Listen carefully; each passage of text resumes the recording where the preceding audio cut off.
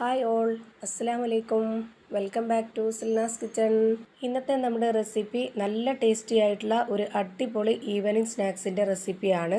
നല്ല പോലെ പഴുത്ത് കറുത്തു പോയ നേന്ത്രപ്പഴം കൊണ്ട് ഒരു അടിപൊളി ടേസ്റ്റി ആയിട്ടുള്ള വെറൈറ്റി രുചിയുള്ള എത്ര വേണേലും കഴിച്ചു പോവും അത്രയും നല്ല സോഫ്റ്റ് ആയിട്ടുള്ള പഞ്ഞു പോലത്തെ ഒരു കിടിലൻ പലഹാരമാണിത്.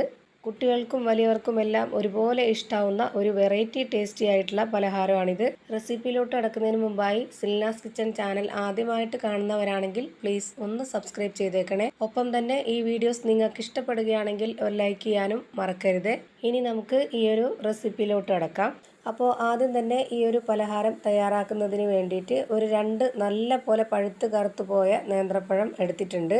ഇതിൻ്റെ തൊലിയൊക്കെ കളഞ്ഞതിന് ശേഷം ഇത് ഞാനൊരു ബൗളിലേക്ക് കട്ട് ചെയ്തിട്ട് കൊടുത്തിട്ടുണ്ട്.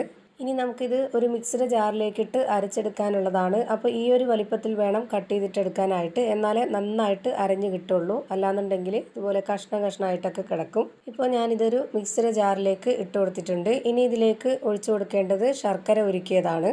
ഞാനിപ്പോൾ ഇതിലേക്ക് എടുത്തിട്ടുള്ളത് 200 ഗ്രാം ശർക്കര ഒരു 250 ml കപ്പിൻ്റെ അളവിലുള്ള വെള്ളം വെച്ചിട്ട് ഉരുക്കിയെടുത്തിട്ടുള്ളതാണ്. ശർക്കര ഉരുകി വന്നപ്പോൾ ആ ഒരു 250 ml കപ്പിൻ്റെ അളവിൽ ഒരു കപ്പ് നിറയെയില്ല, എന്നാലും ഒരു തുള്ളി മാത്രമേ കുറവുള്ളൂ. ആ ഒരു അളവ് മുഴുവനായിട്ടും ഒഴിച്ചു കൊടുക്കുകയാണ് ഞാനിപ്പോൾ. ഇനി ഇതിലേക്ക് ഇട്ട് കൊടുക്കേണ്ടത് ചെറിയ ജീരകത്തിൻ്റെ പൊടിയാണ്. ഒരു നുള്ള് ചെറിയ ജീരകത്തിൻ്റെ പൊടി ഇട്ട് കൊടുത്തിട്ടുണ്ട്. അടുത്തതായി ഇനി ഇതിലേക്ക് ഇട്ട് കൊടുക്കാനുള്ളത് 2 ഏലക്കയാണ്. പിന്നെ ഇതിൻ്റെ കൂടെ ഇട്ട് കൊടുക്കുന്നത് ഇതുപോലെ 2 ഗ്രാമ്പുമാണ്. ഈ ഒരു ചെറിയ ജീരകവും അതുപോലെ തന്നെ 2 ഏലക്കയും ഗ്രാമ്പും, പിന്നെ ഇതിലേക്ക് ഒരു ചെറിയ എരിവിന് വേണ്ടിയിട്ട് ഒരു 10 കുരുമുളകും ഇതുപോലെ ഇട്ട് കൊടുക്കുന്നുണ്ട്. ഇതിൻ്റെ എല്ലാം ആ ഒരു മണവും ടേസ്റ്റൊക്കെ വരുമ്പോഴത്തേക്ക് ഒരു പ്രത്യേക ടേസ്റ്റാണ് ഈ ഒരു പലഹാരം കഴിക്കാനായിട്ട്.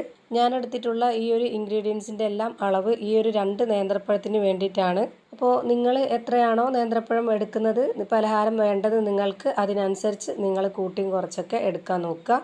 ഇപ്പോൾ ദാ ഞാനിത് നല്ല പോലെ അരച്ചെടുത്തതിന് ശേഷം ഒരു പാത്രത്തിലേക്ക് ഒഴിച്ചു കൊടുത്തിട്ടുണ്ട്. ഇനി ഇതിലേക്ക് 2 സ്പൂൺ അളവിലുള്ള നെയ്യ് ഒഴിച്ചു കൊടുക്കാം. നെയ്ക്ക് പകരം ബട്ടർ ഒഴിച്ചു കൊടുക്കണം എന്നുള്ളവർക്ക് 2 സ്പൂൺ അളവിൽ ബട്ടർ ഒഴിച്ചു കൊടുക്കാവുന്നതാണ്. ഇതിപ്പോൾ നല്ലൊരു മധുരത്തിൻ്റെ പലഹാരമാണ്. ഇനി ഇതിൻ്റെ ഈ ഒരു മധുരത്തിനെ ഒന്ന് ബാലൻസ് ചെയ്യാനായിട്ട് ഒരു നുള്ള് ഉപ്പും കൂടി ചേർത്ത് കൊടുത്തിട്ട് ഇത് നല്ലപോലെ ഒന്ന് ഇളക്കി കൊടുക്കാം. ഇപ്പോൾ ഞാനിത് നന്നായിട്ട് ഇളക്കി യോജിപ്പിച്ച് കൊടുത്തിട്ടുണ്ട്. ഇനി നമുക്കിതിലേക്ക് ഈ പലഹാരത്തിന് ഒരു സോഫ്റ്റ്നെസ് കിട്ടാൻ വേണ്ടിയിട്ട് ഇതിലേക്ക് ഒരു നുള്ള് സോഡാപ്പൊടി കൂടി ചേർത്ത് കൊടുക്കാം. അപ്പോൾ ഞാനിതുപോലെ സ്പൂണിൽ കുറച്ച് സോഡാപ്പൊടി ഇട്ട് കൊടുത്തിട്ടുണ്ട്. ഇനി ഞാനിതുപോലെ ഒരു സ്പൂണിൽ കുറച്ച് വെള്ളവും കൂടെ ഒഴിച്ചു കൊടുത്തതിന് ശേഷം ഇത് നല്ലപോലെ കൈകൊണ്ട് ഇളക്കിയിട്ട് ഇതിലേക്ക് ഒഴിച്ചു കൊടുത്തിട്ടുണ്ട്. ഇങ്ങനെ ചെയ്യുന്നത് സോഡാപ്പൊടി നേരിട്ട് ഇട്ട് കൊടുക്കുകയാണെന്നുണ്ടെങ്കിൽ അവിടെ ഇവിടെയൊക്കെ ആയിട്ട് കട്ടയായിട്ട് ഇരിക്കും. അങ്ങനെ വരാതിരിക്കാനാണ് ഇതുപോലെ ചെയ്തെടുക്കുന്നത്. ഇപ്പോൾ ദാ ഇത് നല്ലപോലെ ഇളക്കി യോജിപ്പിച്ചെടുത്തിട്ടുണ്ട്. ഇനി അടുത്തതായി ഇതിലേക്ക് ഇട്ട് കൊടുക്കേണ്ടത് ഗോതമ്പ് പൊടിയാണ്. ഞാനിപ്പോൾ 250 ml കപ്പിൻ്റെ അളവിൽ 1.5 കപ്പ് ഗോതമ്പ് പൊടിയാണ് ഇതിലേക്ക് ഇട്ട് കൊടുക്കുന്നത്. ആദ്യത്തെ ഒരു കപ്പ് നിറയെ മാവ് എടുത്തിട്ടാണ് ഇട്ട് കൊടുത്തിട്ടുള്ളത്. അങ്ങനെ ഇപ്പോൾ ദാ ഒരു 1.5 കപ്പിലുള്ള ഗോതമ്പ് പൊടി ഇതിലേക്ക് ഇട്ട് കൊടുത്തിട്ടുണ്ട്. ഇനി ഇതിലേക്ക് ഒരു 1/2 കപ്പ് അളവിൽ നിറയെ മൈദയാണ് ഇട്ട് കൊടുക്കുന്നത്. ഇതേപോലെ തന്നെ അളവിൽ എടുക്കാൻ വേണ്ടി ശ്രദ്ധിക്കുക. കാരണം നമ്മൾ ഇതിൽ ഇനി വെള്ളമൊന്നും ചേർത്ത് കൊടുക്കുന്നില്ല. ഈ ഒരു പഴത്തിൻ്റെ മിക്സിൽ തന്നെ നമ്മൾ ഈ ഒരു മാവ് നല്ലപോലെ യോജിപ്പിച്ചെടുക്കുകയാണ് ചെയ്യുന്നത്.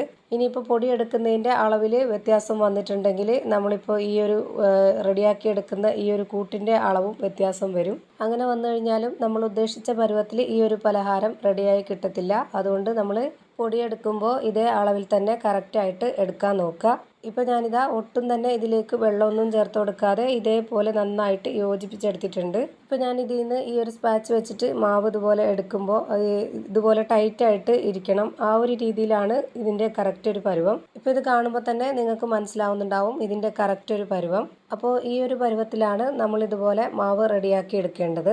ഇനി നമുക്ക് ഒരു പാത്രത്തിലേക്ക് കുറച്ച് വെള്ളം വെച്ചിട്ട് ആ ഒരു വെള്ളത്തിൽ കൈയൊന്ന് മുക്കിയിട്ടെടുത്തതിന് ശേഷം ഇതിൽ നിന്ന് കുറച്ച് മാവ് എടുത്തിട്ട് ഇതുപോലെ നമുക്ക് ഇഷ്ടമുള്ള ഏതെങ്കിലും ഒരു ഷേപ്പിൽ റെഡിയാക്കിയിട്ടെടുക്കുക. ഞാനിപ്പോൾ ഇതാ ഇതുപോലെ ചെറുതായിട്ടൊന്ന് ബോൾ ഷേപ്പിലാണ് ഇത് റെഡിയാക്കിയിട്ടെടുക്കുന്നത്. ഇനി ഇതുപോലെ തന്നെ അല്ല, നമ്മൾ വെറുതെ കൈകൊണ്ടെടുത്തിട്ട് മാവ് എണ്ണയിലേക്ക് അങ്ങനെ ഇട്ട് കൊടുത്താലും മതി. ഒരുപാട് അങ്ങ് അമർത്തി ഉരുട്ടിയിട്ടെടുക്കാനുള്ള അത്രയും ടൈറ്റൊന്നും അല്ല മാവ്, നല്ല ലൂസായിട്ടാണ് ഇരിക്കുന്നത്. അപ്പോൾ ആ ഒരു പരുവത്തിൽ നമ്മൾ നോക്കിയിട്ട് വേണം ഇതിനെ ഷേപ്പാക്കിയിട്ടെടുക്കാനായിട്ട്.